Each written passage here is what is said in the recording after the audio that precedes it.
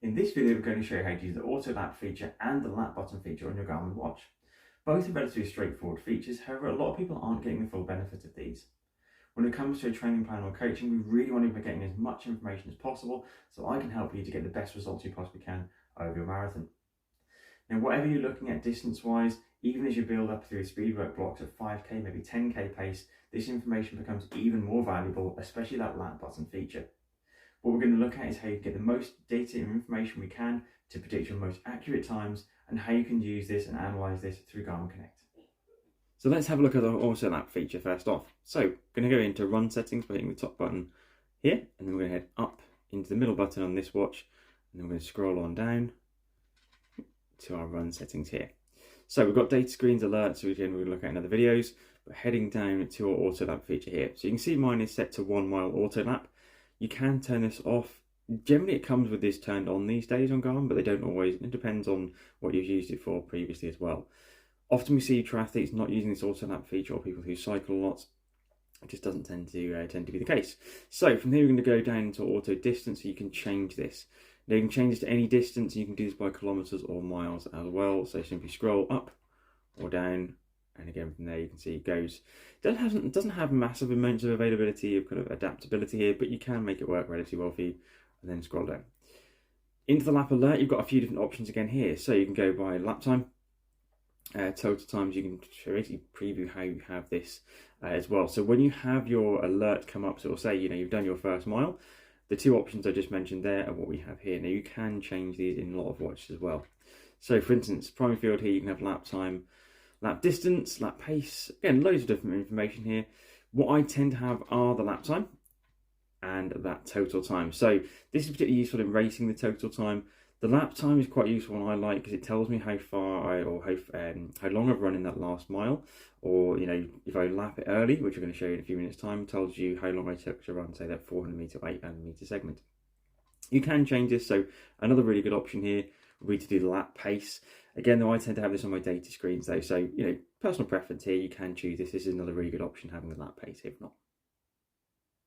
Okay, so once we've gone into our auto lap and that's all set, I'm now going to show you how to use our lap feature. So we're going to come right the way back out of this, and we head back into our run. So these are the data screens I have, but I say that doesn't really matter too much at this stage. I'm going to start this run, and I'm going to get myself going here. So we've got our lap button feature, which generally on most watches on Garmin is the bottom right hand button here. Now again, a lot of people don't use this that well, but it can make a big difference, particularly to interval sessions, or if you're doing like an effort style or interval style longer run as well here as well.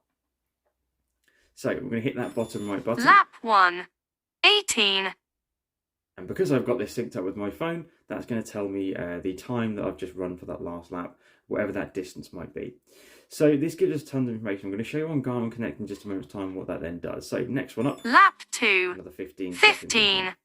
So with the data screens I have, I'm going to show you this in here.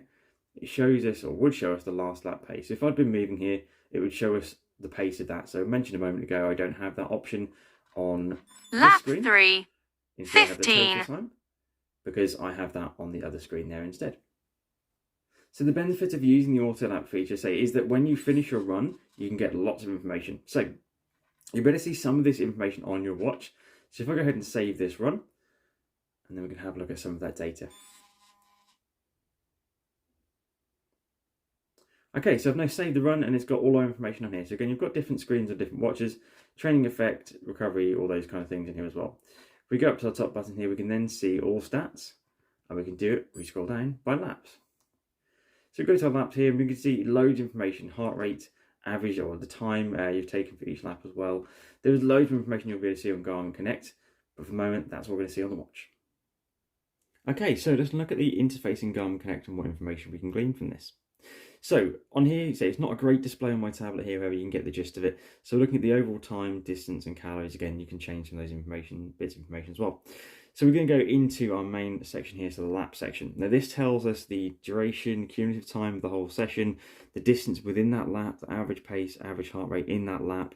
All this information across here is really useful. Now, again, with slightly hit and miss GPS data here. As you may have seen, I was running on a track, so there's no way that's 29 feet up and 34 feet down. And again, you can see there's some inconsistencies here. Garmin isn't perfect. However, it's going to give us some useful information elsewhere. As we look into the run cadence data, this is a really common trend we want to have a look at, that and the stride length as well. So within this, you can see some different information. So you can see the average run cadence here is really useful to have a look at. You can see as I've worked slightly harder. So these top three were during warm-ups. This is kind of setting into the session, just getting going. Next, you can see I was working, this would have been a half marathon pace, so 183 steps a minute. And you can also see over here, the stride length went up quite significantly by about 26 centimeters as well. As you then work into our faster pace sessions, this is then into 10k pace. This then went up to 189 steps per minute and a 1.59 meter stride length instead. The next one, also another 10k pace section, was again similar.